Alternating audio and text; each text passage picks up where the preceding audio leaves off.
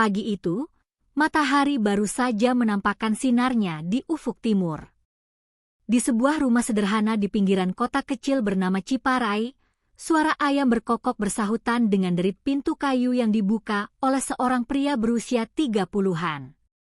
Dialah Rian Suryana, seorang karyawan toko elektronik yang setiap hari berangkat kerja pukul 7 pagi, tak peduli panas atau hujan. Rian hidup sederhana bersama istrinya, Mira, dan 2 anak mereka, Dinda yang duduk di kelas 3 SD dan Arka yang baru berusia 4 tahun. Rumah mereka berdinding bata tanpa plester, atapnya sebagian bocor, tapi suasananya selalu hangat karena tawa anak-anak dan senyum istrinya.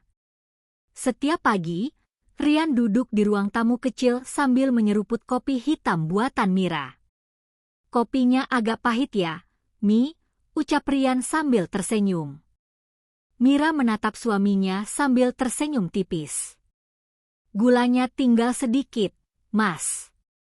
Nanti sore kalau ada uang lebih, saya beli lagi di warung Bu Nani. Rian hanya mengangguk. Ia tahu betul, bukan hanya gula yang hampir habis, uang di dompetnya pun hanya tersisa beberapa lembar ribuan. Namun begitu, Rian tidak pernah mengeluh. Ia selalu berusaha bersyukur. Baginya, selama anak-anak bisa makan dan bersekolah, itu sudah cukup. Ia bekerja di sebuah toko elektronik kecil di pasar, gajinya hanya cukup untuk kebutuhan pokok dan sedikit tabungan. Setiap akhir bulan, tabungan itu hampir selalu habis untuk bayar listrik, air, dan uang sekolah Dinda. Tapi ia tetap yakin, suatu hari nanti hidupnya akan lebih baik. Siang hari di toko, Rian sibuk melayani pelanggan. Ia dikenal rajin dan jujur oleh pemilik toko, Pak Hasan.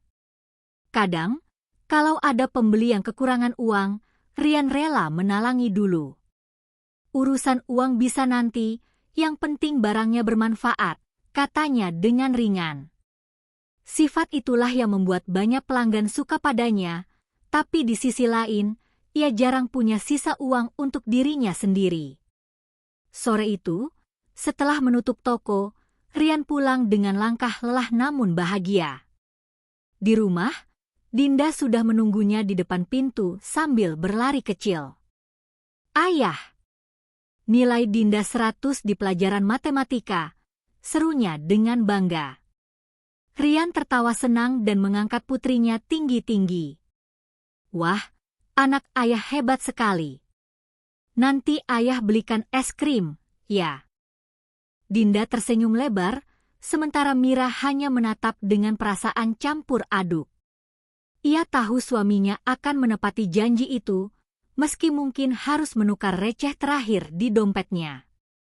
Malam itu, mereka makan bersama dengan lauk sederhana, tempe goreng, sambal, dan sayur bening. Tapi suasana di meja makan selalu penuh tawa. Rian bercerita tentang pelanggan lucu di toko, sementara Mira bercerita tentang tetangga yang baru punya bayi. Di sela obrolan, Rian sempat termenung. Ia melihat dinding rumahnya yang mulai retak, atap bocor, dan lemari tua yang sudah miring. Hatinya berdesir, bukan karena malu, tapi karena ingin memberikan yang lebih baik untuk keluarganya. Usai makan, Mira mendekat. Mas, saya lihat tetangga kita, Pak Darto, mulai buka usaha kecil jual barang elektronik bekas. Laris, loh. Katanya untungnya lumayan. Rian menatap istrinya, agak terdiam. Ia tahu maksud Mira baik, tapi ia juga sadar tidak punya modal. Iya, Mi, saya juga kepikiran. Tapi modalnya dari mana? Gaji saja pas-pasan. Mira menatap lembut. Kita kan masih punya semangat, Mas. Siapa tahu nanti ada jalan. Saya yakin Mas bisa lebih dari ini. Ucapan sederhana itu seperti menyalakan bara kecil di hati Rian. Malam itu ia tidak langsung tidur. Ia duduk di teras, memandangi langit penuh bintang sambil menatap rumah-rumah di sekitarnya. Ia mulai membayangkan punya toko sendiri, tak lagi bekerja di bawah orang lain.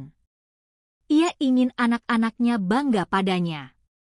Ia ingin punya kebebasan untuk menentukan masa depan keluarga. Namun, di balik semangat itu, ada rasa takut yang tak bisa ia abaikan. Ia sadar hidup tidak semudah cita-cita. Banyak orang gagal dalam bisnis karena salah langkah, apalagi kalau berutang. Tapi Rian berpikir, kalau aku tidak mencoba, aku akan selamanya begini. Hari-hari berikutnya, semangat itu terus tumbuh.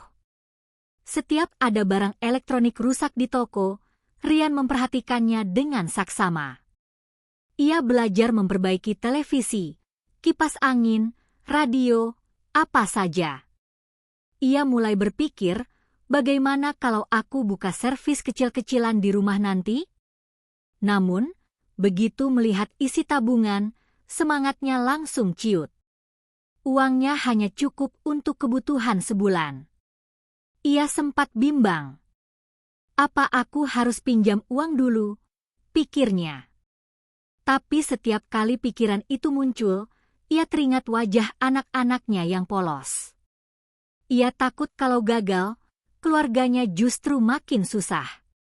Suatu malam, ketika Rian baru saja menidurkan Arka, ia berkata pada istrinya, "Mi, kalau suatu hari nanti aku buka usaha, kamu mau bantu aku, kan?" Mira tersenyum lembut. "Tentu, Mas.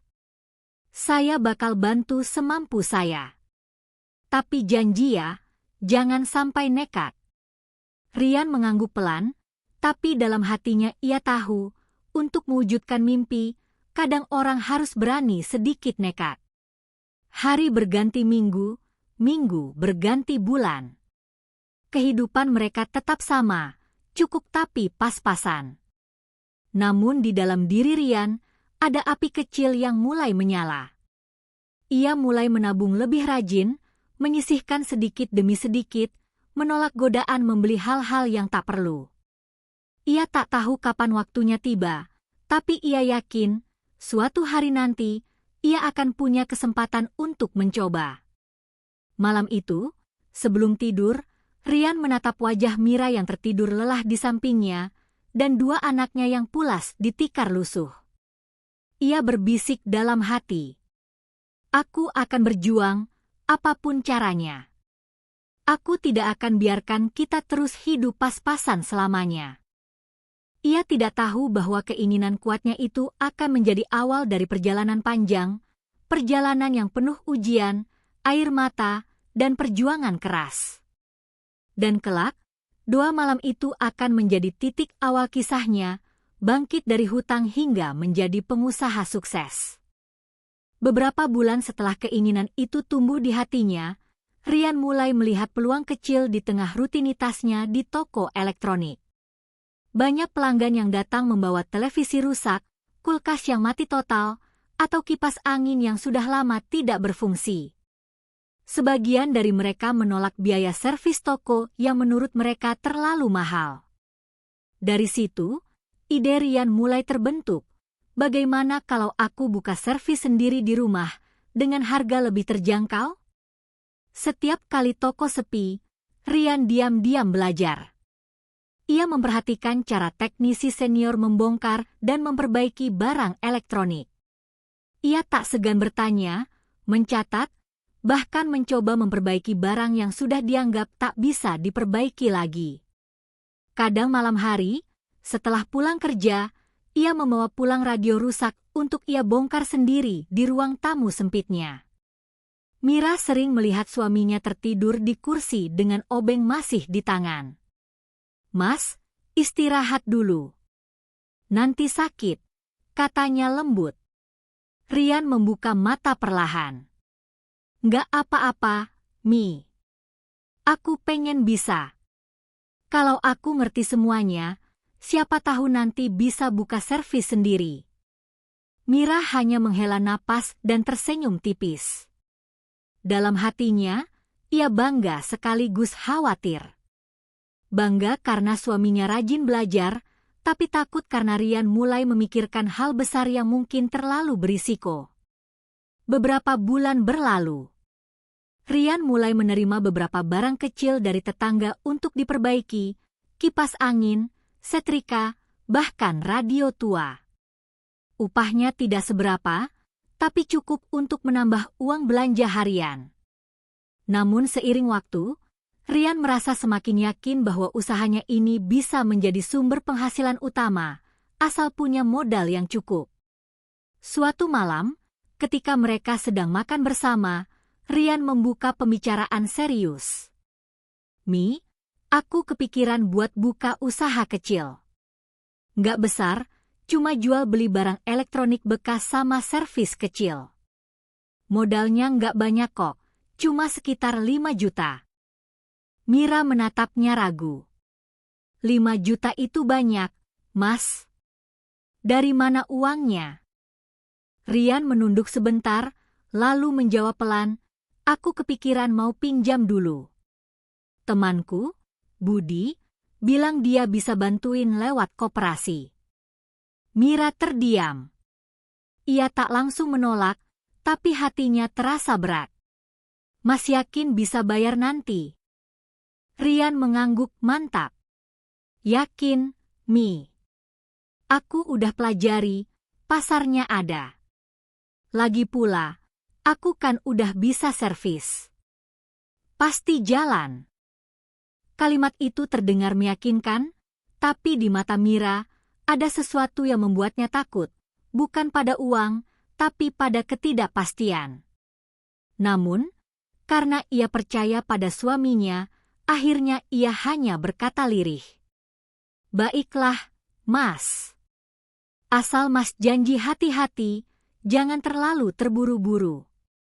Beberapa minggu kemudian, Rian benar-benar meminjam uang dari koperasi tempat temannya bekerja. Pinjaman sebesar 5 juta rupiah cair, dan dengan semangat luar biasa ia langsung membeli beberapa barang bekas dari pasar loak. Televisi, setrika, dan kipas angin yang masih bisa diperbaiki. Ia juga membeli papan kayu bekas untuk dijadikan rak pajangan dan spanduk kecil bertuliskan. Palu dan kunci pas 2 Rian elektronik, jual beli servis barang bekas. Harga jujur, pekerjaan terjamin. Warung servis itu ia buka di teras rumahnya sendiri. Tetangga-tetangga banyak yang mendukung, beberapa bahkan sengaja datang membeli atau memperbaiki barang. Di minggu pertama, pendapatannya lumayan. Rian merasa percaya diri, bahkan terlalu percaya diri. Mi, lihat nih, katanya sambil tersenyum lebar. Baru seminggu, udah dapat hampir 500.000 bersih. Mira ikut tersenyum, tapi di sudut hatinya masih ada rasa cemas. Alhamdulillah, Mas. Tapi jangan lupa, cicilan koperasi mulai bulan depan, ya. Tenang aja, jawab Rian sambil menepuk dada. Ini baru awal, nanti juga makin ramai. Tapi seperti roda kehidupan, keberuntungan tak selalu di atas. Beberapa bulan kemudian, musim hujan datang, pasar sepi, dan daya beli masyarakat menurun. Banyak orang memilih menunda membeli barang elektronik, apalagi yang bekas. Barang dagangan Rian menumpuk, sementara cicilan tetap harus dibayar. Satu persatu pelanggan mulai jarang datang. Ia mencoba menjual barang secara kredit, berharap tetap bisa menutup modal. Namun banyak yang tak bisa membayar tepat waktu. Mas, sabar dulu ya, saya belum gajian, kata salah satu pembeli. Rian tersenyum paksa. Iya, nggak apa-apa. Nanti kalau ada, kabari aja. Namun kenyataannya, janji itu tak pernah ditepati. Barang sudah keluar, uang tak kembali. Bulan demi bulan berlalu, dan tagihan dari koperasi mulai menumpuk. Suatu sore, Rian duduk di depan toko kecilnya yang mulai sepi. Spanduknya sudah pudar, rak pajangan kosong. Ia menatap kosong jalan di depan rumah. Mira menghampirinya pelan. "Mas, uang cicilan bulan ini belum dibayar, ya?" Rian mengangguk lemah. "Belum ada, Mi. Barang nggak laku. Aku udah coba jual ke pasar, tapi semua toko nolak." Mira duduk di sampingnya, menatap langit yang mulai mendung. "Mas, mungkin kita tutup dulu sementara? Tunggu keadaan agak baik." Rian menggigit bibirnya. "Kalau aku tutup, kita makan dari mana?" Mira tak menjawab. Hanya diam, menunduk, dan air matanya mulai menetes tanpa suara. Malam itu, rumah kecil mereka terasa sunyi. Anak-anak sudah tidur, tapi Rian masih terjaga, memandangi daftar hutangnya di buku catatan. Ia menatap angka-angka itu lama sekali, jumlah yang dulu terasa kecil, kini tampak seperti gunung besar yang tak bisa didaki. Di luar, hujan turun deras, menambah beban pikiran yang sudah berat. Rian menutup wajahnya dengan tangan, lalu berbisik lirih. "Aku cuma mau hidup lebih baik. Kenapa malah begini?" Ia tidak tahu, itu baru awal dari badai besar yang akan mengguncang hidupnya, badai bernama hutang. Hujan tak lagi sekadar suara di luar jendela bagi Rian. Kini setiap tetesnya terasa seperti beban yang jatuh di kepalanya. Dingin, berat, dan terus menerpa tanpa henti. Sudah 3 bulan ia menunggak cicilan koperasi. Awalnya ia masih bisa bernegosiasi, namun kini pihak koperasi mulai kehilangan kesabaran. Pagi itu, seorang petugas koperasi datang ke rumahnya. "Pak Rian, kami sudah beberapa kali kirim surat peringatan. Kalau bulan ini belum ada pembayaran, kami terpaksa ambil tindakan." Rian menunduk, tangannya gemetar. "Saya mohon waktu sedikit lagi, Pak. Barang dagangan saya belum laku. Saya janji akan bayar." Petugas itu menatapnya datar. "Kami juga punya tanggung jawab, Pak. Minggu depan kami datang lagi. Kalau belum ada pembayaran, kami akan tarik barang jaminannya." Setelah petugas pergi, Rian terduduk lemas di kursi. Keringat dingin membasahi tengkuknya, padahal hari itu matahari terik. Mira yang sejak tadi mengintip dari balik pintu, menghampiri dengan mata berkaca-kaca. "Mas, mereka mau ambil rumah kita." Rian menghela napas panjang. "Nggak langsung, Mi. Tapi kalau aku nggak bisa bayar, bisa jadi iya." Mira terdiam. Ia tak bisa berkata apa-apa. Hanya menatap dinding rumah yang dulu mereka bangun dengan jerih payah bertahun-tahun. Sejak hari itu, hidup mereka berubah. Rian berangkat pagi-pagi ke pasar, berusaha menjual barang yang tersisa, kipas, televisi, dan speaker bekas. Tapi tak ada yang mau membeli. Pasar sedang sepi. Banyak pedagang gulung tikar. Rian kadang duduk dari pagi sampai sore tanpa satu pun transaksi. Ia pulang dengan wajah lelah dan tangan kosong. Suatu sore, ketika Rian pulang tanpa membawa uang, ia mendapati Mira sedang duduk di dapur sambil menatap perhiasan kawin yang disimpannya. "Mas, kalau dijual, mungkin bisa bantu bayar cicilan," ucapnya pelan. Rian langsung menatap istrinya. "Gah, Mi. Itu satu-satunya kenangan kita. Tapi Mas, kalau kita nggak bayar, nanti mereka benar-benar ambil rumah. Aku nggak mau anak-anak tinggal di jalan." Rian menunduk lama. Akhirnya ia mengangguk dengan berat hati. Keesokan harinya, mereka pergi ke toko emas kecil di ujung pasar. Mira menjual cincin dan gelangnya dengan harga jauh di bawah nilai aslinya. Uang itu langsung digunakan untuk membayar sebagian cicilan. Tapi jumlahnya hanya menutupi sedikit dari keseluruhan hutang. Rian tahu, ini hanya menunda masalah, bukan menyelesaikannya. Hari-hari berikutnya berjalan seperti mimpi buruk. Telepon dari koperasi dan teman yang pernah meminjamkan uang datang silih berganti. "Mas Rian, tolong dong, saya juga butuh uangnya." Katanya mau bayar minggu lalu. Suara Budi di telepon terdengar kecewa. "Iya, Bud, saya belum ada, tapi pasti saya ganti. Tolong kasih waktu." Waktu terus, RI. "Aku juga ditekan kantor. Jangan bikin aku susah." Telepon terputus. Rian menatap layar ponsel lama itu dengan pandangan kosong. Ia merasa dunia mulai meninggalkannya satu persatu. Anak-anak pun mulai merasakan perubahan suasana di rumah. Dinda yang biasanya ceria kini sering diam. Ia mendengar percakapan orang tuanya di malam hari. Suatu malam, Dinda mendekati ayahnya. "Ayah, Dinda nggak usah uang jajan, ya? Biar ayah nggak sedih lagi." Rian tertegun. Ia menatap anaknya lama, lalu memeluknya erat. "Jangan ngomong gitu, Nak. Ayah cuma lagi berusaha. Nanti ayah pasti bisa." Tapi begitu Dinda tidur, Rian tak kuasa menahan air mata. Ia merasa gagal sebagai ayah. Bulan demi bulan, hutangnya semakin menumpuk. Barang dagangan tak laku, tabungan habis, perhiasan istri sudah dijual.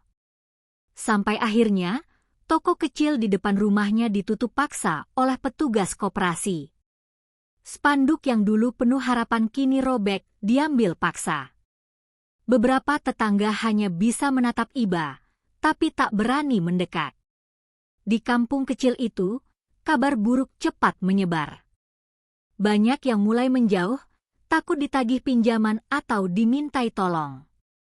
Malam itu, rumah Rian sunyi. Hanya suara rintik hujan yang terdengar dari atap seng. Mira duduk di pojok kamar sambil menangis pelan. "Mas, kalau keadaan terus begini, bagaimana nasib anak-anak?" Rian hanya diam. Matanya menatap kosong ke langit-langit. Ia sudah mencoba segala cara, menjual barang, bekerja serabutan, tapi tetap tak cukup. Untuk pertama kalinya dalam hidup, Rian merasa benar-benar kalah. Dalam pikirannya, ia mulai bertanya-tanya, apa gunanya bekerja keras kalau akhirnya begini? Apa gunanya jujur kalau tetap susah? Malam itu, setelah semua tertidur, Rian keluar dari rumah. Ia berjalan ke musola kecil di ujung gang, tempat ia biasa sholat. Ia duduk lama di sana, menatap sajadah kosong di depannya. Lalu ia berlutut, menunduk, dan menangis. Bukan sekadar tangisan sedih, tapi tangisan seorang pria yang merasa hancur. "Ya Allah," suaranya serak. "Aku cuma pengen hidup jujur, pengen bahagiain keluarga. Tapi kenapa Engkau ambil semuanya?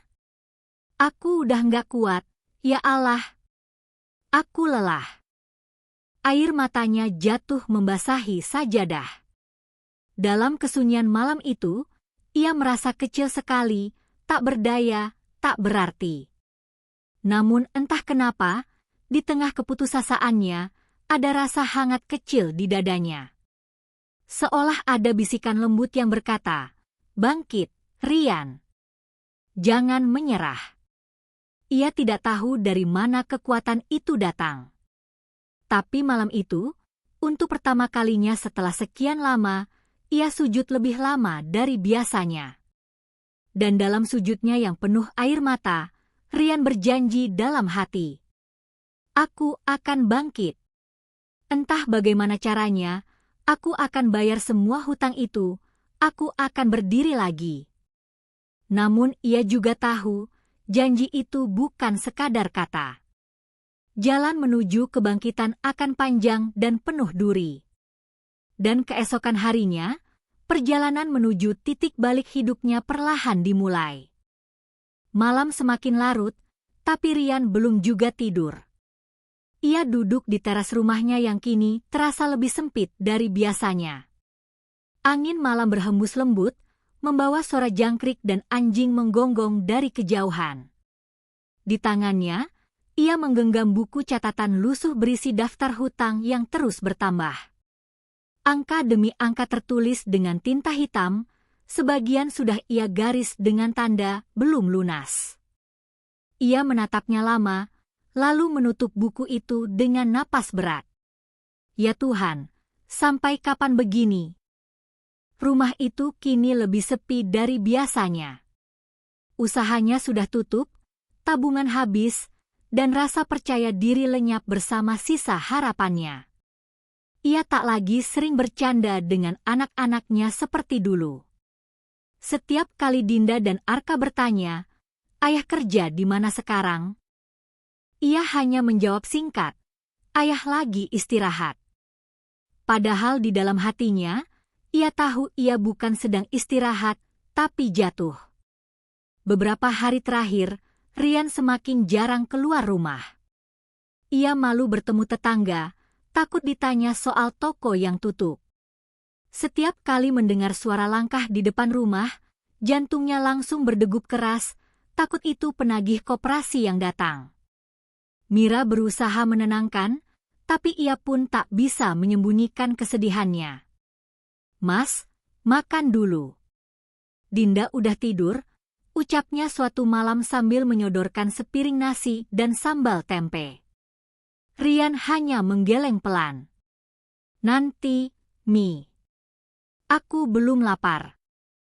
Padahal bukan karena tak lapar, tapi karena rasa malu dan sesak di dada yang membuatnya kehilangan selera makan. Ia merasa tak berguna, tak mampu memberi yang layak untuk keluarganya. Setiap malam ia terbaring tanpa bisa tidur, memikirkan cara melunasi hutang yang terus menjerat. Suatu malam, sekitar pukul 2 dini hari, ia bangun karena suara hujan yang deras. Atap bocor di ruang tengah meneteskan air ke ember. Ia berdiri perlahan, menatap anak-anaknya yang tidur beralaskan tikar tipis. Dinda memeluk adiknya erat, mungkin karena dingin. Ryan menatap mereka lama. Dadanya terasa sesak, matanya panas. Ia berlutut di samping anak-anaknya, lalu membelai rambut Dinda. "Maaf ya, Nak. Ayah belum bisa jadi ayah yang baik." Tangisnya pecah tanpa bisa ditahan. Ia keluar ke teras, lalu duduk di tangga kecil yang basah. Hujan menetes di wajahnya, bercampur dengan air mata yang terus mengalir.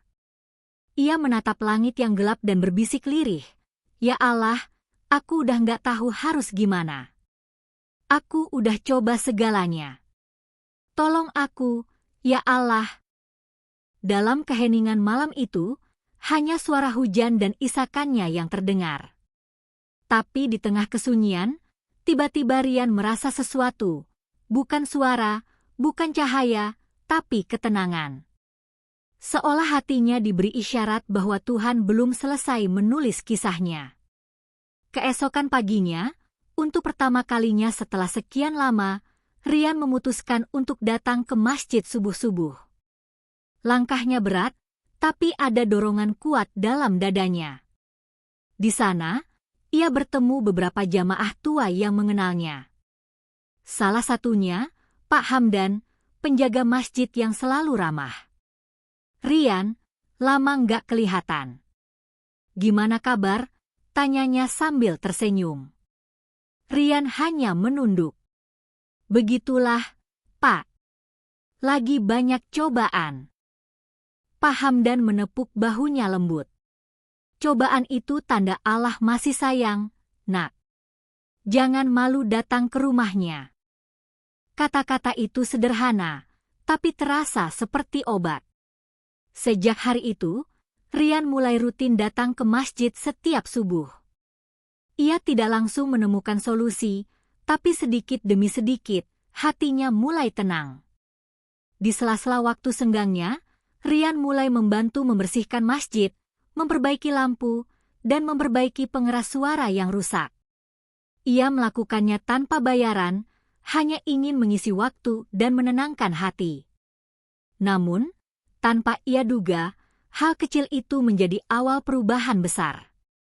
Suatu hari, salah satu jamaah bernama Pak Surya, pemilik sekolah swasta di daerah itu, memperhatikan cara Rian memperbaiki amplifier masjid dengan sabar dan teliti. "Rian, kamu paham elektronik, ya?" tanyanya. "Sedikit, Pak. Dulu sempat buka servis, tapi sudah tutup." Pak Surya mengangguk. "Kebetulan, sekolah saya ada beberapa alat rusak. Kalau kamu mau, bantu perbaiki, nanti saya kasih upah." Rian tertegun. Ia tak percaya masih ada orang yang mau memberinya kesempatan. "Beneran, Pak? Saya mau, tentu saja." Hari itu, Rian membantu memperbaiki beberapa kipas angin dan proyektor di sekolah Pak Surya. Hasilnya bagus, semua berfungsi kembali. Pak Surya senang dan langsung membayar lebih dari yang dijanjikan. "Teruslah kerja dengan jujur seperti ini, Rian. Rezeki selalu datang dari arah yang tak disangka," katanya sambil tersenyum. Rian pulang dengan hati bergetar. Uang itu bukan hanya berarti bagi dompetnya, tapi bagi keyakinannya yang sempat mati. Ia melihat Mira di rumah, lalu memberikan uang itu dengan mata berkaca-kaca. "Mi, ini dari hasil kerja hari ini. Aku perbaiki alat di sekolah." Mira menatap uang itu, lalu menatap suaminya. "Mas, alhamdulillah. Lihat, Allah masih sayang sama kita." Rian tersenyum, senyum yang sudah lama tak terlihat di wajahnya. Malam itu, Rian kembali duduk di mushola kecil di ujung gang. Namun kali ini bukan dengan tangisan putus asa, melainkan dengan rasa syukur. Ia bersujud lama sekali, mengucap terima kasih atas jalan kecil yang diberikan kepadanya. Di sela doa, ia berbisik, "Ya Allah, aku janji. Aku akan mulai lagi. Pelan-pelan, tapi aku akan bangkit. Aku akan bayar semua hutangku, dan aku akan menafkahi keluargaku dengan cara yang Engkau ridhau." Dan dari malam penuh doa itu, lahirlah Rian yang baru, bukan lagi pria yang kalah oleh keadaan, melainkan pria yang siap melawan nasib dengan iman dan kerja keras. Itulah malam yang menjadi titik balik hidup Rian. Ia tidak lagi mengeluh, tidak lagi menyalahkan takdir. Ia hanya berpegang pada keyakinan sederhana. "Selama aku masih bernapas, aku masih bisa berjuang." Dan benar saja, keajaiban kecil yang datang dari doa malam itu akan membuka jalan panjang menuju kesuksesannya kelak. Pagi itu, sinar matahari menembus tirai lusuh di ruang tamu rumah Rian. Suasana yang dulu terasa berat kini perlahan mulai hangat kembali. Di dapur, Mira menyiapkan sarapan sederhana, nasi goreng dengan telur dadar, sementara Dinda dan Arka bersiap ke sekolah. Rian duduk di meja makan dengan wajah yang lebih cerah dari biasanya. Di hadapannya, buku catatan baru tergeletak, bukan lagi berisi daftar hutang, melainkan rencana kecil untuk memulai sesuatu yang baru. Ia sudah bertekad untuk bangkit perlahan. Tidak lagi tergesa-gesa seperti dulu, tidak lagi terbuai oleh janji manis keuntungan besar. Kali ini, ia ingin belajar dari setiap kesalahan masa lalu. Setelah kejadian di masjid dan pertemuannya dengan Pak Surya, Rian mulai mendapatkan beberapa panggilan kerja dari mulut ke mulut. Beberapa warga yang tahu ia bisa memperbaiki alat elektronik mulai memintanya memperbaiki televisi, kipas angin, dan setrika. Meski penghasilannya belum banyak, namun ia mulai jujur pada dirinya sendiri. Aku tidak perlu besar dulu, yang penting halal dan bertahan. Setiap kali selesai memperbaiki barang orang, ia selalu menuliskan pengalamannya di buku kecil itu. Barang apa yang diperbaiki, berapa waktu yang dibutuhkan, apa kesalahan yang sering terjadi. Biar kalau nanti aku buka usaha lagi, aku tahu di mana dulu aku salah, katanya pada Mira. Mira hanya tersenyum, menatap suaminya dengan rasa bangga yang sulit dijelaskan. Mas sekarang beda banget. Lebih tenang. Rian mengangguk pelan. Aku dulu terlalu sombong, Mi. Pikir kalau punya modal, semuanya beres. Padahal yang paling penting itu bukan uang, tapi ilmu dan kesabaran. Hari-harinya kini diisi dengan kerja keras dan refleksi. Ia tak malu lagi menjadi tukang servis panggilan. Bahkan ketika teman lamanya melihatnya sedang menenteng tas peralatan di pasar dan bertanya dengan nada meremehkan.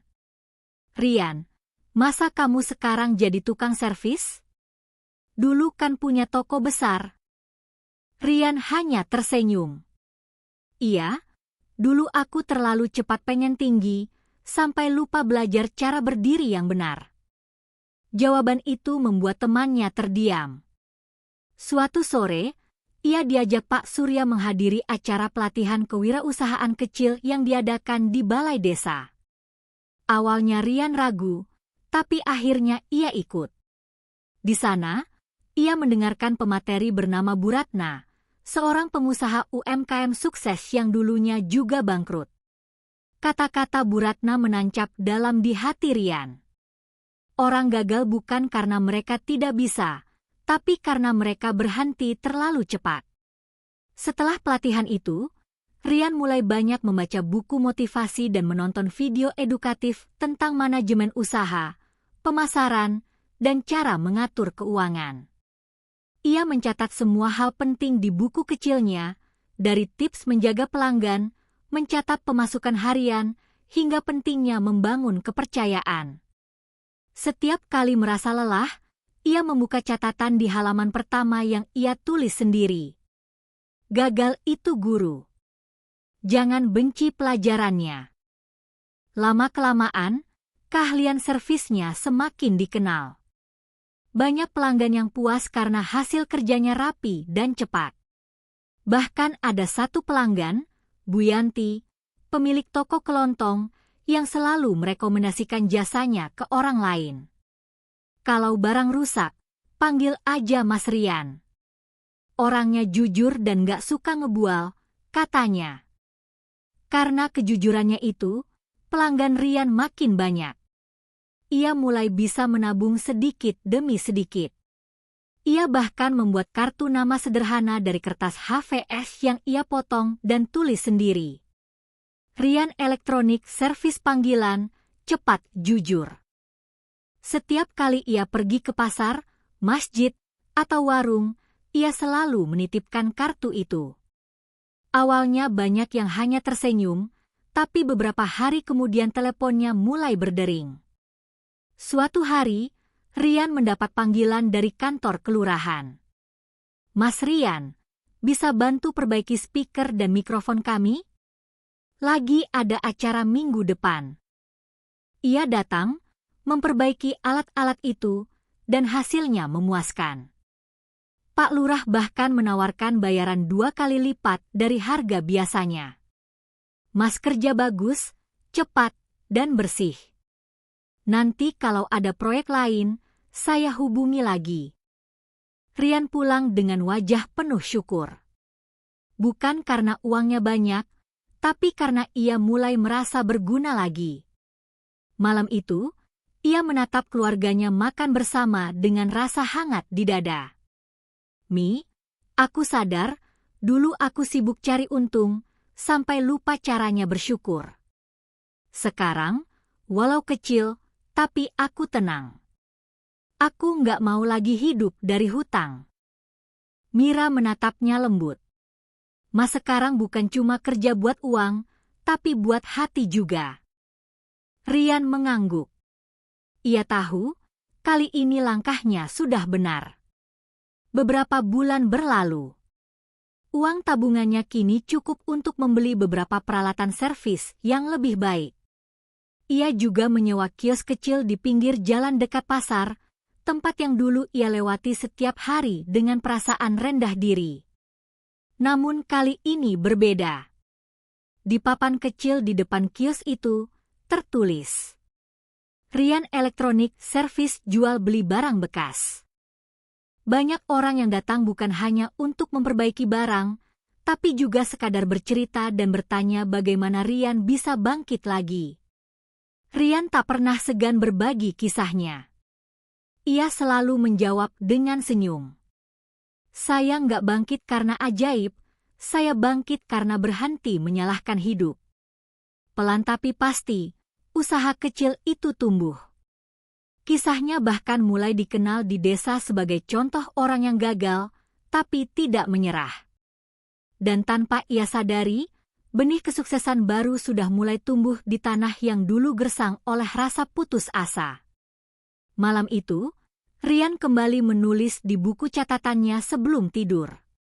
Hari ini aku bukan orang kaya. Tapi aku sudah lebih kaya dari kemarin, karena aku belajar dari masa lalu. Ia menutup buku itu, tersenyum, dan menatap Mira yang tertidur di sampingnya. Untuk pertama kalinya dalam bertahun-tahun, Rian benar-benar merasa damai. Karena kini ia tahu, kegagalan bukan akhir, tapi awal dari kebangkitan yang sesungguhnya.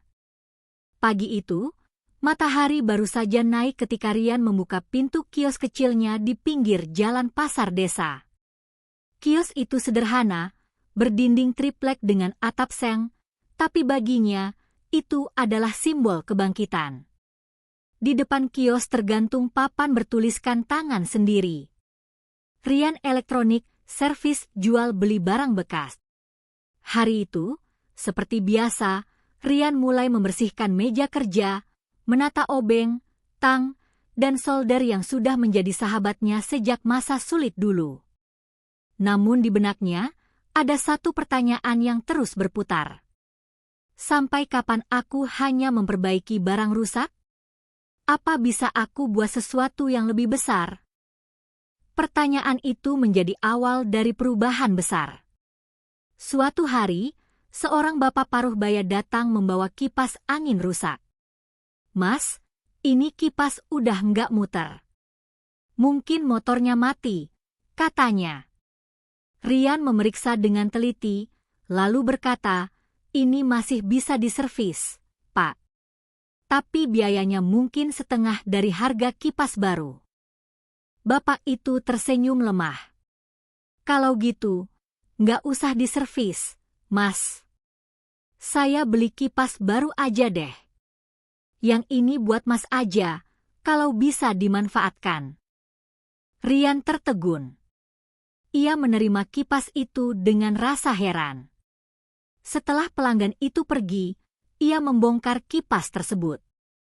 Hanya dinamonya yang rusak. Sisanya masih bagus. Ia mengganti dinamo dengan bekas kipas lain yang sudah tidak terpakai, lalu merakitnya kembali. Dan hasilnya, kipas itu berfungsi sempurna. Ia memajangnya di depan kios dengan tulisan, kipas bekas masih bagus, harga Rp50.000. Tak sampai 2 jam, kipas itu laku dibeli seorang pedagang sayur. Dari situlah ide besar itu muncul. Rian berpikir, banyak orang buang barang rusak, padahal masih bisa diperbaiki dan dijual murah. Kalau aku bisa kumpulkan, perbaiki, lalu jual lagi, kenapa tidak? Ia mulai mendatangi tetangga-tetangga, bahkan teman lama, menawarkan diri menampung barang elektronik bekas mereka. Televisi, blender, setrika, kipas angin, hingga rice cooker rusak, semua ia kumpulkan, bersihkan, dan perbaiki. Ia memanfaatkan media sosial sederhana, membuat akun bernama Rian Elektronik _bekas, di mana ia memposting hasil servis dan barang jualannya. Awalnya hanya beberapa orang yang melihat, tapi lama-kelamaan, postingannya mulai banyak dibagikan. Banyak pelanggan yang datang dengan alasan sederhana. Mas Rian, beli barang bekasnya lebih hemat tapi masih bagus. Dan Rian selalu menjawab dengan rendah hati, yang penting bisa bermanfaat, Bu. Jangan malu pakai barang bekas. Yang penting masih layak. Kios kecil itu kini semakin ramai. Bahkan beberapa anak muda datang ingin belajar memperbaiki alat bersama Rian. Ia tidak pelit ilmu, justru senang bisa berbagi. Kalau dulu aku jatuh karena sok tahu, sekarang aku mau sukses bareng orang lain, ujarnya sambil tersenyum pada murid-murid kecilnya.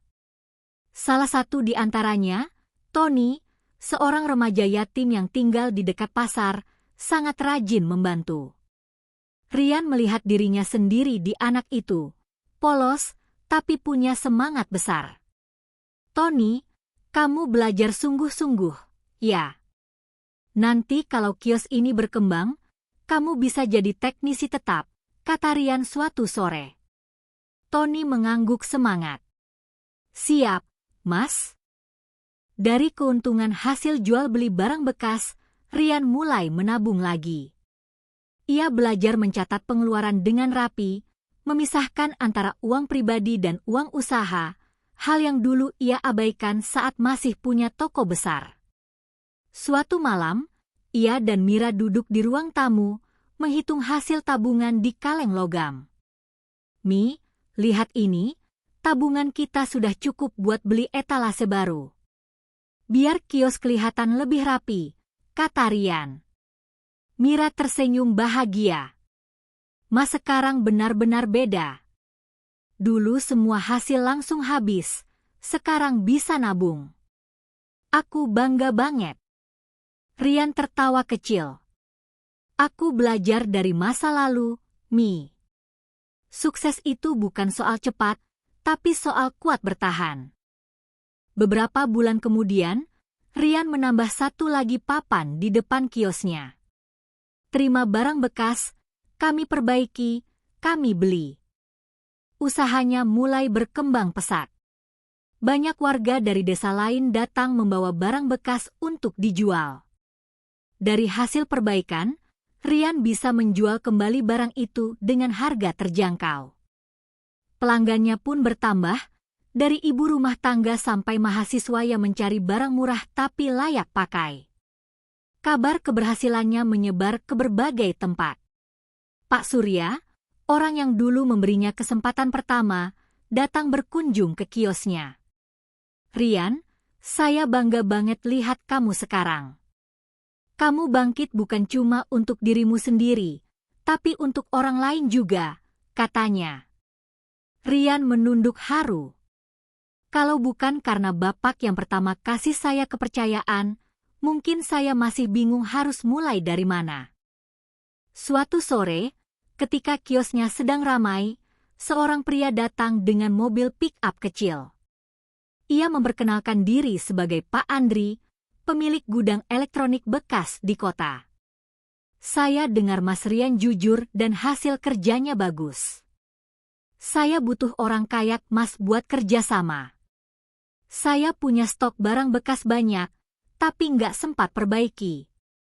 Kalau Mas mau, ambil sebagian, jual, nanti kita bagi hasil. Rian tertegun. Tawaran itu di luar dugaannya. Tanpa pikir panjang, ia menyetujuinya dengan satu syarat, semua transaksi harus transparan dan halal. Pak Andri tertawa. Itu justru alasan saya datang ke sini. Orang jujur kayak Mas sekarang susah dicari. Dari kerja sama itulah, skala usahanya mulai naik. Kini Rian tak lagi bekerja sendirian. Ia mempekerjakan 2 teknisi muda, termasuk Tony, dan menyewa ruko kecil di pinggir jalan utama. Malam itu, ketika kios sudah tutup dan lampu dipadamkan, Rian duduk di depan ruko barunya, menatap langit. Ia teringat masa-masa saat ia hanya duduk di teras rumah, menangis karena hutang menumpuk. Kini, ia masih orang yang sama, tapi dengan jiwa yang jauh lebih kuat. Ia tersenyum, lalu berkata pelan, "Dulu aku kehilangan segalanya karena serakah. Sekarang aku punya semuanya karena belajar ikhlas." Mira datang membawa 2 gelas kopi hangat, duduk di sampingnya. "Mas, lihat, ya." Semua doa malam-malam dulu ternyata dijawab sama Allah. Nggak langsung, tapi pelan-pelan dan indah. Rian mengangguk sambil menatap istrinya penuh cinta. "Betul, Mi. Mungkin dulu kita jatuh supaya tahu rasanya bersyukur waktu bangkit." Dan malam itu, di bawah langit yang sama, Rian tahu perjalanannya baru saja dimulai. Karena dari barang-barang bekas yang dulu tak bernilai, ia menemukan peluang yang mengubah hidupnya selamanya. Pagi itu, jalan utama desa ramai oleh aktivitas pasar. Di antara deretan toko dan kios, satu tempat tampak paling mencolok, papan baru berwarna biru dengan tulisan besar. Rian Elektronik Recycle Service, jual beli, dan daur ulang barang bekas. Kini, kios kecil itu telah berubah menjadi ruko 2 lantai yang ramai dikunjungi pelanggan setiap hari. Di dalamnya, beberapa anak muda sibuk memperbaiki televisi, menyolder kabel, dan menguji peralatan rumah tangga bekas yang siap dijual kembali. Dan di tengah kesibukan itu, berdirilah Rian, pria yang dulu nyaris menyerah karena hutang, kini menjadi pengusaha sukses dan panutan banyak orang. Namun perjalanan menuju titik ini tidak terjadi dalam semalam. Setelah kerjasama dengan Pak Andri berjalan lancar, permintaan barang bekas terus meningkat. Rian mulai berpikir lebih jauh, bagaimana caranya agar bisnis ini tidak hanya menjual barang bekas, tapi juga bermanfaat bagi lingkungan dan masyarakat. Suatu malam, ia berdiskusi dengan Mira. "Mi, aku pengen usaha ini nggak cuma buat cari uang. Aku mau bikin sistem daur ulang sederhana. Banyak orang buang barang elektronik, padahal masih bisa dimanfaatkan." Mira menatap suaminya kagum. "Mas selalu punya niat baik. Aku yakin, kalau niatnya tulus, pasti dimudahkan." Keesokan harinya, Rian memulai langkah baru. Ia membuat program tukar barang bekas, siapapun bisa membawa barang rusak untuk ditukar dengan uang atau potongan harga jika ingin membeli barang lain. Ia memasang spanduk bertuliskan, "Barang rusak Anda masih berharga. Tukarkan di sini." Respons masyarakat luar biasa. Banyak orang datang membawa setrika, rice cooker, bahkan televisi yang sudah bertahun-tahun disimpan karena rusak. Dari situ, Rian mengumpulkan banyak komponen bekas yang masih bisa digunakan. Yang tidak bisa diperbaiki, ia pilah dan jual ke pengepul logam atau plastik. Tak ada yang terbuang percuma. Dari ide sederhana itu, usaha Rian tumbuh cepat. Ia bahkan mendapat undangan dari Dinas Lingkungan Hidup Kabupaten untuk berbagi kisah tentang usahanya yang mendukung program ekonomi hijau. Rian sempat gugup berbicara di depan umum, tapi ia berdiri dengan kepala tegak. "Saya hanya orang biasa yang jatuh dan belajar bangkit. Saya nggak pintar, tapi saya belajar satu hal. Kalau kita mau jujur dan kerja keras, rezeki akan datang lewat jalan yang tak terduga," ujarnya di hadapan puluhan peserta. Tepuk tangan bergema memenuhi ruangan. Banyak yang terinspirasi oleh kisahnya. Kini, Rian tak lagi bekerja sendirian. Ia mempekerjakan 5 karyawan tetap, termasuk Tony, anak yatim yang dulu membantunya di kios sempit. Tony kini menjadi tangan kanannya, mengatur bagian servis dan melatih anak magang baru. "Mas, dulu saya nggak kebayang bisa kerja di tempat kayak gini. Terima kasih udah percaya," kata Tony suatu hari. Rian menepuk bahunya. "Kamu yang hebat, Ton. Kamu bukti kalau kesempatan kecil bisa ubah hidup besar. Selain itu, Rian juga mulai memberi pelatihan gratis untuk anak muda yang ingin belajar memperbaiki barang elektronik. Setiap akhir pekan, ia membuka kelas sederhana di lantai 2 ruko dengan papan tulis dan meja kayu panjang. Kalau dulu saya belajar dari kegagalan, sekarang saya pengen orang lain belajar dari pengalaman saya, ujarnya. Sukses membuat hidup Rian lebih lapang, tapi ia tak pernah lupa bagaimana rasanya kekurangan. Ia tetap hidup sederhana. Mobilnya bukan mobil mewah, rumahnya masih rumah yang sama, hanya direnovasi agar lebih layak. Setiap bulan, ia dan Mira menyisihkan sebagian keuntungan untuk membantu warga sekitar, terutama yang terlilit hutang kecil. "Mas, kenapa suka bantu orang berhutang?" tanya Mira suatu sore. Rian menjawab lirih, "Karena aku pernah di posisi mereka, Mi.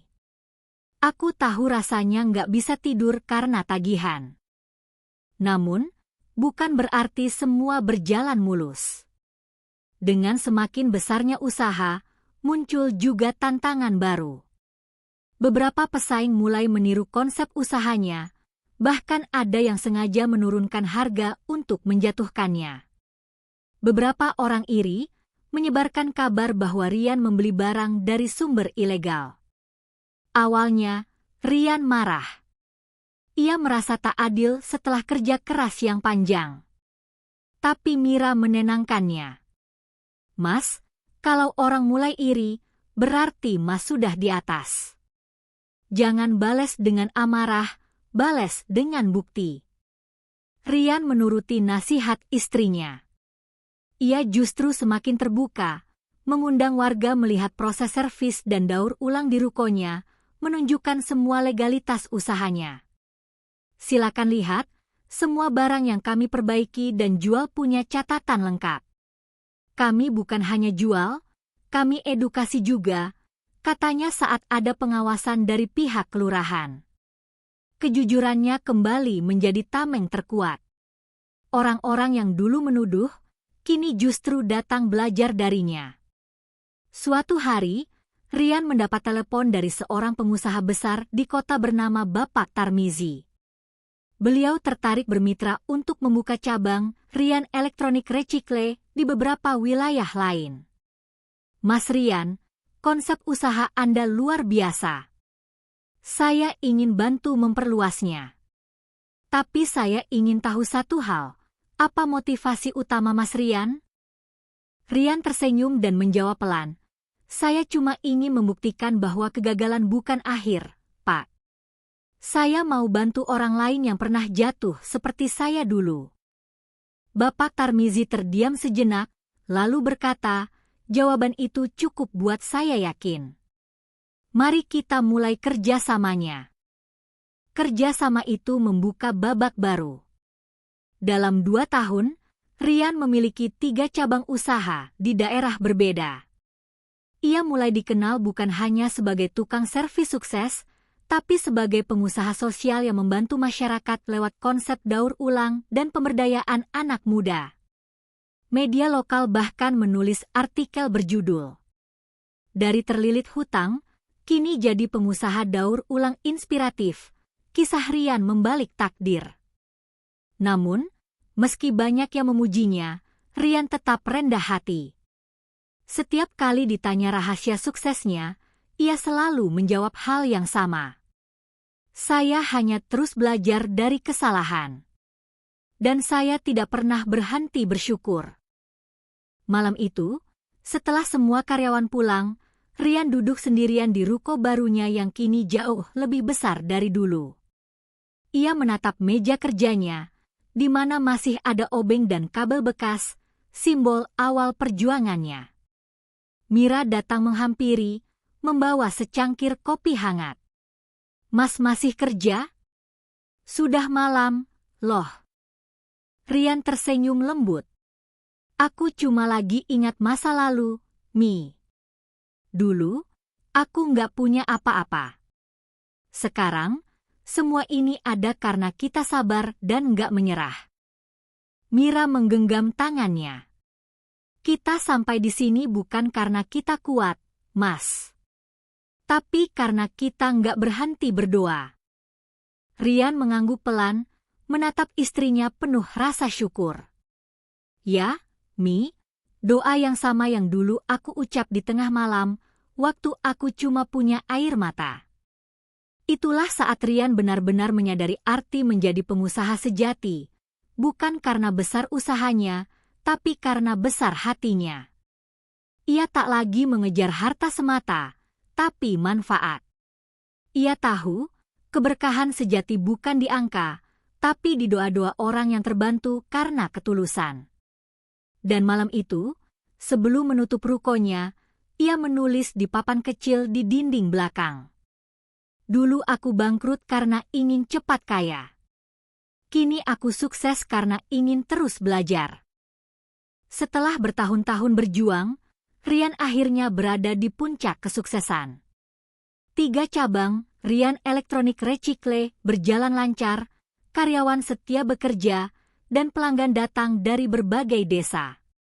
Namun, di balik gemerlap pencapaian itu, cobaan baru muncul, godaan dan ujian bisnis yang tak kalah berat dari hutang masa lalunya. Suatu pagi, seorang pengusaha kota besar bernama Pak Jatmiko datang menemui Rian di kantor pusat. Rian, saya punya tawaran besar, katanya sambil meletakkan beberapa dokumen di meja. Rian membaca sekilas. Dokumen itu berisi kontrak pasokan barang elektronik dari gudang besar di kota, dengan keuntungan sangat tinggi. Kalau Mas Rian mau ikut, laba bisa meningkat 3 kali lipat dalam 6 bulan, lanjut Pak Jatmiko. Rian tertegun. 3 kali lipat keuntungan terdengar sangat menggoda, mengingat perjuangan panjangnya untuk bangkit dari nol. Namun ketika Rian membaca syarat kontrak lebih teliti, ia menemukan satu klausul yang mengganjal, beberapa barang yang harus dipasok tidak sepenuhnya legal, berasal dari gudang likuidasi yang tidak tercatat. Rian menunduk, menatap dokumen itu. Pak Jatmiko, kalau saya ikut, keuntungan memang besar. Tapi beberapa barang ini tidak sepenuhnya jelas asal-usulnya. Bagaimana kalau nanti ada masalah hukum? Pak Jatmiko tersenyum tipis. Rian, jangan terlalu khawatir. Semua orang di kota ini melakukan hal yang sama. Lagi pula, siapa yang akan tahu? Ini kesempatan buat Mas naik level. Rian menatap wajah pengusaha itu. Ia teringat masa-masa jatuh, ketika hutang menjeratnya dan ia merasa tak punya pilihan. Tapi kali ini berbeda. Kali ini ia punya pilihan, dan pilihan itu bukan hanya soal uang, tapi tentang kejujuran dan hati nurani. Rian pulang malam itu dengan hati gelisah. Ia duduk di teras ruko, menatap lampu-lampu jalan. Mira menghampiri, duduk di sampingnya. Mas, ada apa? Kok kelihatan murung? Rian menunjukkan dokumen kontrak. Ini tawaran besar, Mi. Tapi ada yang gak beres. Kalau aku ikut, mungkin kita bisa kaya cepat. Tapi aku nggak tenang. Mira menatapnya lama. Mas, uang besar memang menggoda. Tapi kita udah belajar dari masa lalu. Ingat waktu kita bangkrut? Itu karena Mas dulu terlalu tergoda cepat kaya. Jangan ulangi kesalahan yang sama. Rian terdiam. Benar juga. Ia mengingat malam-malam ia menangis karena hutang, rasa malu yang menumpuk, dan perjuangan panjang yang hampir menghancurkan keluarganya. Ia sadar bahwa kesuksesan sejati bukan soal cepat kaya, tapi tetap jujur dan bertanggung jawab. Beberapa hari berikutnya, Pak Jatmiko kembali menekan Rian. Rian, kalau Mas menolak, saya akan tarik tawaran ini. Bisnis ini besar, kesempatan tidak datang 2 kali. Rian menatap mata pengusaha itu dengan tegas. Pak Jatmiko, Saya menghargai tawaran ini. Tapi saya tidak bisa ikut jika ada hal yang meragukan legalitasnya. Saya lebih memilih keuntungan kecil tapi halal, daripada cepat kaya tapi merugikan orang lain. Pak Jatmiko menatapnya lama, lalu tertawa kecil. Rian, aku pikir kamu cuma orang desa biasa. Ternyata prinsipmu kuat juga. Baiklah, keputusan Mas. Tapi jangan menyesal nanti. Rian mengangguk. Ia tahu risiko menolak tawaran ini bisa berarti kehilangan kesempatan besar. Tapi ia tidak takut.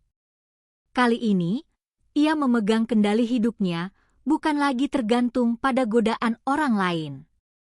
Tidak lama setelah itu, ujian lain muncul.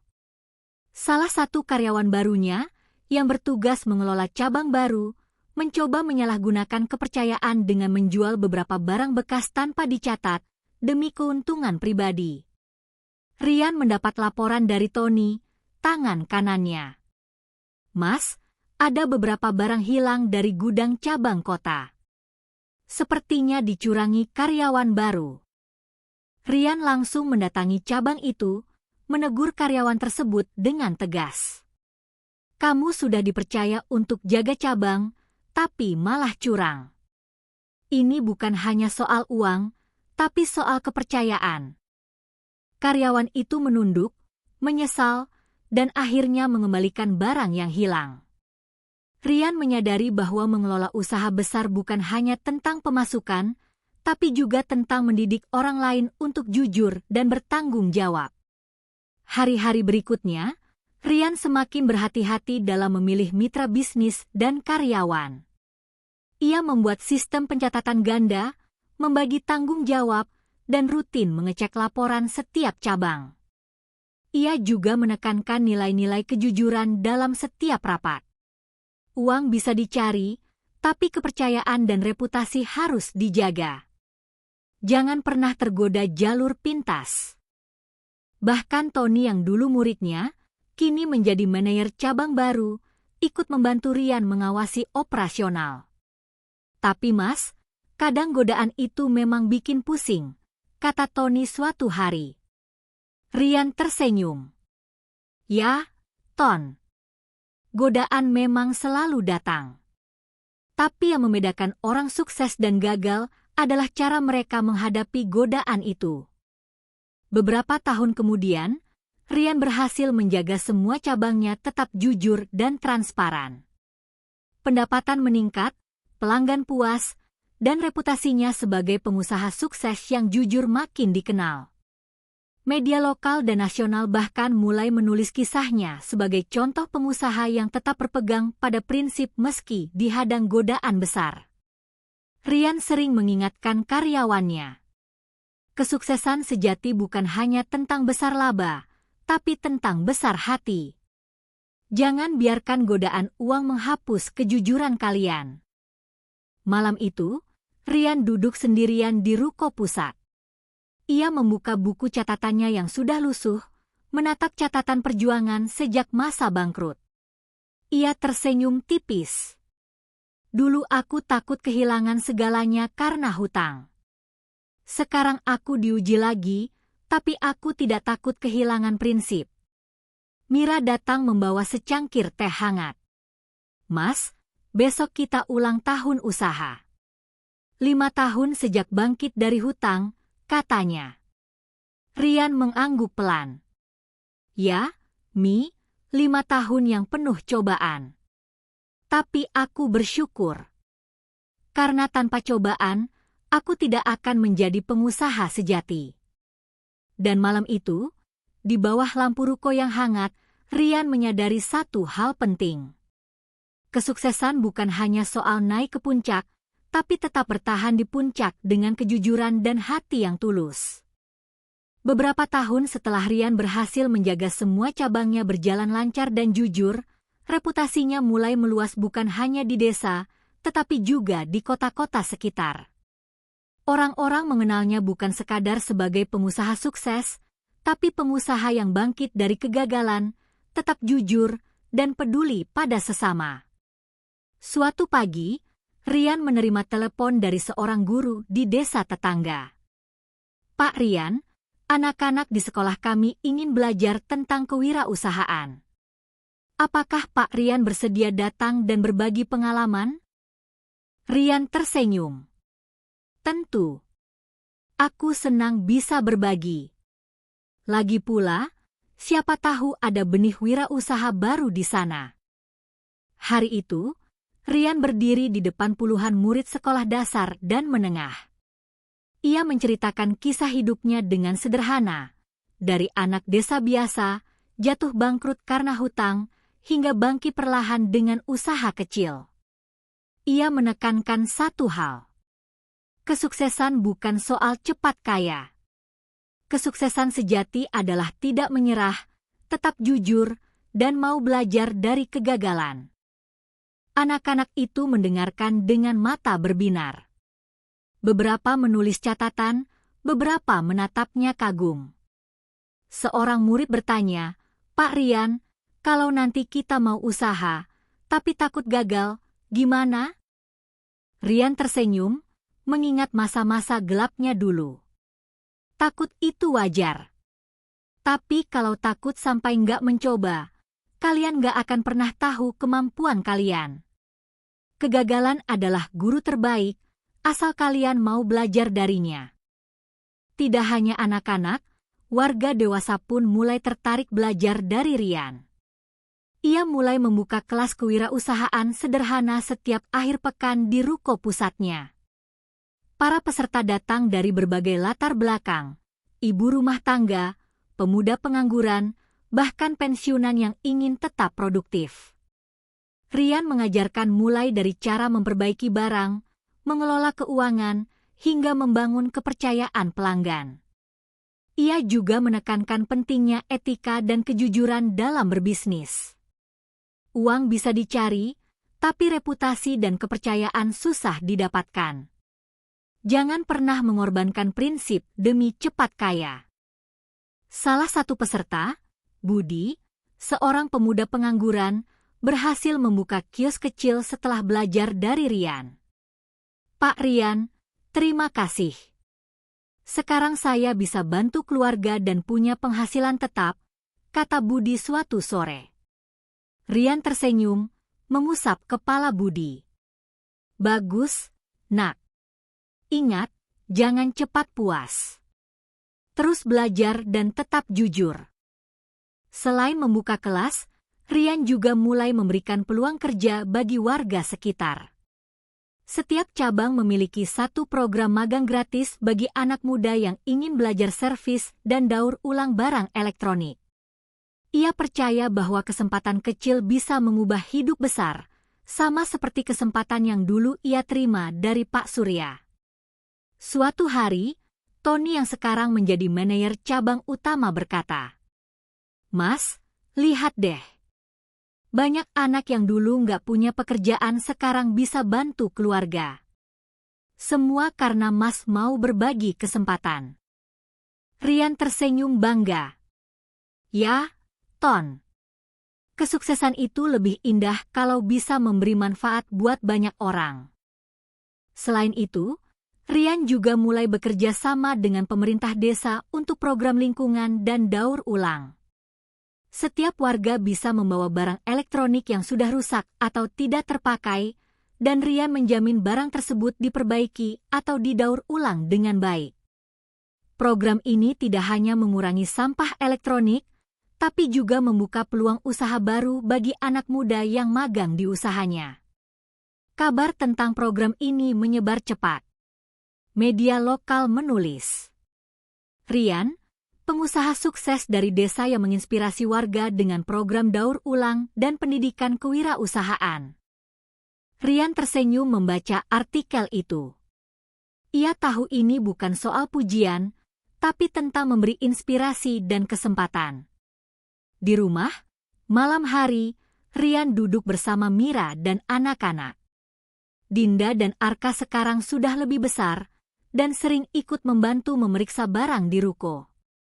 "PAP, aku juga mau bantu anak-anak lain belajar servis elektronik," kata Dinda suatu sore. Rian tersenyum. Bagus, Nak.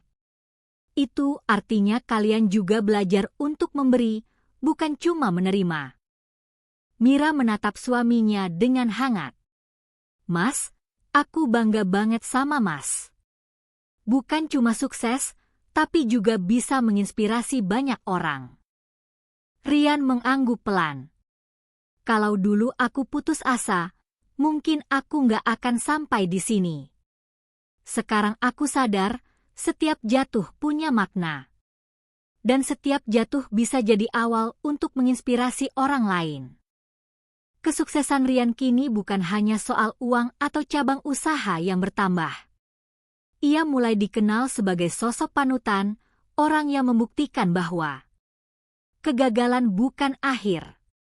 Kesuksesan sejati adalah hasil dari kerja keras, kejujuran, dan kesabaran.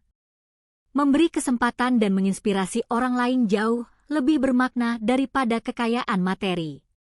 Setiap kali ada yang datang meminta saran atau kerjasama, Rian selalu tersenyum.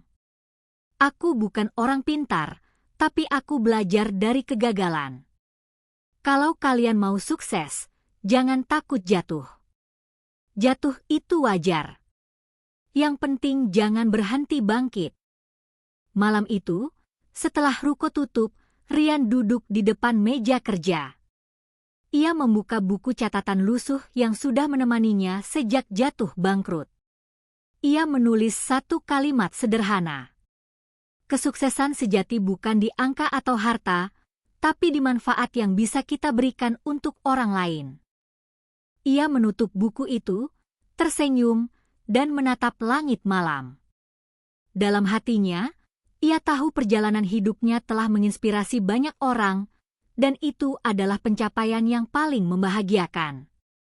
Setelah bertahun-tahun bekerja keras, membangun usaha dari nol, dan menginspirasi banyak orang, Rian akhirnya merasa waktunya telah tiba untuk menyelesaikan semua hutang masa lalu yang dulu pernah menjeratnya. Bukan sekadar uang, tapi juga janji moral dan rasa tanggung jawab yang selama ini selalu ia simpan di hati. Pagi itu, Rian duduk di teras rumah masa kecilnya, menatap gang sempit yang dulu ia lewati sambil menenteng sayuran untuk dijual. Dulu, jalan itu penuh hinaan dan ejekan dari tetangga karena ia bangkrut dan hutang menumpuk. Kini, ia kembali dengan rasa hormat dan hati lega. Ia mulai dari yang paling dekat, tetangga dan teman lama yang dulu meminjamkan uang atau membantu keluarganya saat jatuh miskin. Satu persatu, Rian datang membawa amplop berisi uang sebagai pelunasan hutang, disertai ucapan terima kasih dan permintaan maaf yang tulus. Maafkan saya dulu sempat membuat kalian khawatir. Terima kasih sudah percaya sama saya, katanya sambil tersenyum hangat. Reaksi mereka beragam. Ada yang menangis haru, ada yang terkejut, tapi semua tersentuh oleh niat tulus Rian. Pak Saman, seorang tetangga yang dulu meminjamkan modal kecil untuk membuka kiosnya, menepuk bahu Rian. Rian, aku nggak nyangka kamu bisa sampai di sini. Tapi yang paling penting, kamu tetap orang yang jujur. Itu jauh lebih berharga daripada uang, ujarnya. Tidak hanya membayar hutang materi, Rian juga menunaikan janji moral kepada keluarganya. Ia membangun kembali rumah Pak Surya, yang dulu memberinya kesempatan pertama untuk servis elektronik di sekolah. Pak Surya, rumah ini sudah direnovasi. Ini cara saya berterima kasih atas kepercayaan pertama yang Bapak berikan, kata Rian ketika menyerahkan kunci. Pak Surya menatapnya dengan mata berkaca-kaca. Rian, aku cuma memberi kesempatan kecil. Tapi kamu membuat semuanya menjadi besar. Aku bangga padamu. Rian juga mengunjungi guru-guru dan teman-teman lama yang sempat ragu akan kemampuannya. Ia membantu mereka melalui proyek sosial dan membuka peluang usaha kecil bagi yang membutuhkan. Satu demi satu, lingkaran hutang, rasa bersalah, dan ketidakpastian yang dulu menjerat hidupnya terbayar dengan kebahagiaan dan rasa damai. Tidak lupa, Rian juga menyiapkan kejutan untuk keluarganya sendiri. Dinda dan Arka kini sudah remaja. Rian mengajak mereka ke sekolah lama Mira, di mana ia menyiapkan beasiswa kecil bagi anak-anak yang berprestasi tapi kurang mampu. Ini untuk anak-anak yang seperti kita dulu, kata Rian kepada Mira. Mira menatapnya penuh haru. Mas, kamu nggak cuma membayar hutang, tapi juga menanam kebaikan. Rian tersenyum. Ia tahu, kesuksesan bukan hanya soal harta, tapi soal memberi kembali kepada mereka yang membantumu dan masyarakat yang membentukmu. Di akhir hari, Rian berdiri di atas bukit kecil di desa, menatap rumah-rumah yang dulu ia lewati dengan hati berat. Ia mengingat semua malam-malam menangis karena hutang, semua ejekan tetangga, dan semua rasa putus asa yang pernah menghantuinya. Kini, semuanya berbeda. Ia berdiri dengan kepala tegak, dikelilingi keluarga bahagia, usaha sukses, dan rasa damai dalam hati. Ia berlutut sejenak di tanah desa, menutup mata, dan berbisik. Terima kasih, ya Allah, atas semua ujian, semua cobaan, dan semua jalan yang Engkau tunjukkan. Aku kini bebas, tapi lebih dari itu, aku bersyukur bisa memberi kembali kepada semua yang pernah membantuku. Malam itu, seluruh keluarga duduk di teras rumah lama yang kini direnovasi dengan sederhana tapi nyaman. Dinda dan Arka tertawa riang, Mira tersenyum hangat, dan Rian menatap mereka dengan mata berbinar. Ia tahu, perjuangan hidupnya kini lengkap, dari jatuh bangkrut, belajar dari kegagalan, membangun usaha, menghadapi godaan, menginspirasi orang lain, hingga membayar hutang masa lalu dengan sepenuh hati. Rian menulis satu kalimat terakhir di buku catatannya, buku yang telah menemaninya sejak jatuh miskin. Hidup ini bukan soal seberapa cepat kita kaya, tapi seberapa besar kita mampu bangkit, memberi manfaat, dan menutup lingkaran hidup dengan penuh syukur. Di bawah langit malam desa yang tenang, Rian tersenyum. Ia tahu, perjalanan hidupnya telah menemukan akhir yang indah, bukan karena harta atau jabatan, tapi karena kejujuran, kerja keras, dan hati yang tulus.